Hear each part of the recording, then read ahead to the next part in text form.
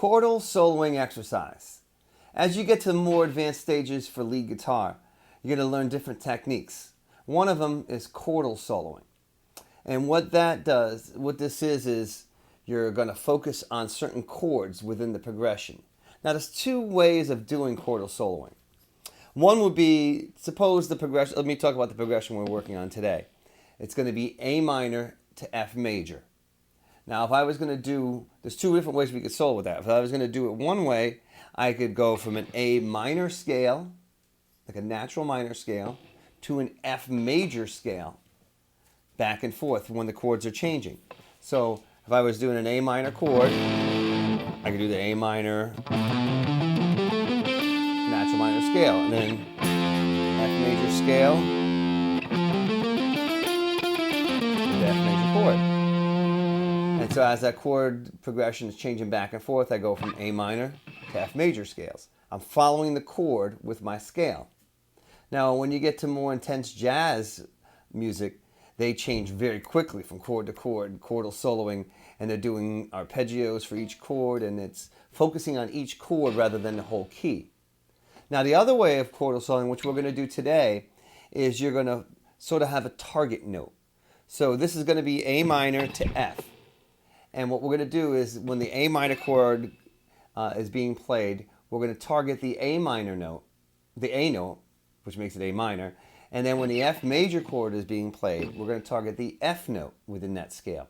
So we're staying within the A natural minor scale, but we're targeting certain notes within the scale. And that's the type of chordal solo we're going to work on today. All right, so let me show you how this riff works. I'll put it all together for you. So the first chord's A minor. And the riff that goes along with that is going to start in an A note.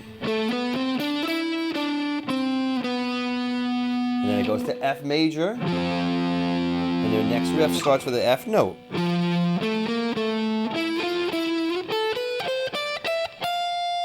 that's all in the F. And it ends on an F note there. Then A minor again.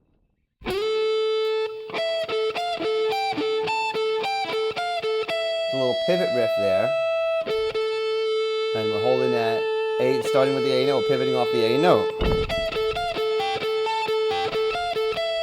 And it's back to the F chord.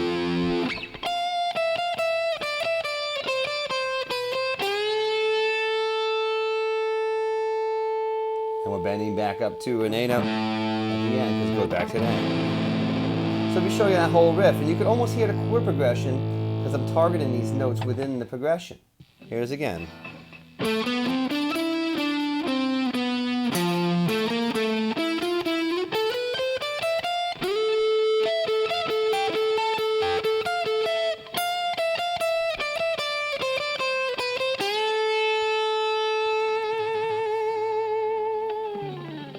All right, so that's the chordal soloing exercise. Work on this with the backing track and practice it and try to use this technique in your playing. Think about the chord progression as you're playing. You know, if your chord progression is going in, it's in the D minor, and it goes from D minor to B flat to C.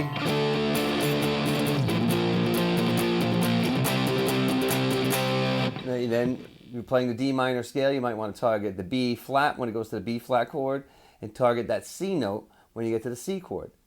See, you've got to start thinking of the notes within the scale. And after you do this and get more familiar with it, you'll start doing it instinctively. You don't even have to start thinking about it. Your ears will sort of guide you through it. So start with this. This will help you to get started with it. And then try to make your own riffs up within the A natural minor scale over this progression. Just think of where the A notes and the F notes are.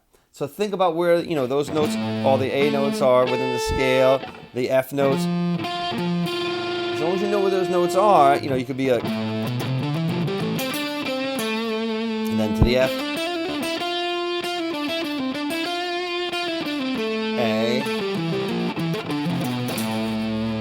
You know, as long as you know where the A and F notes are within the scales, you could target them. The more you know these scales and the more familiar you get with the notes in the scales, the better you're going to be able to get at this. So get to work with this chordal soloing exercise.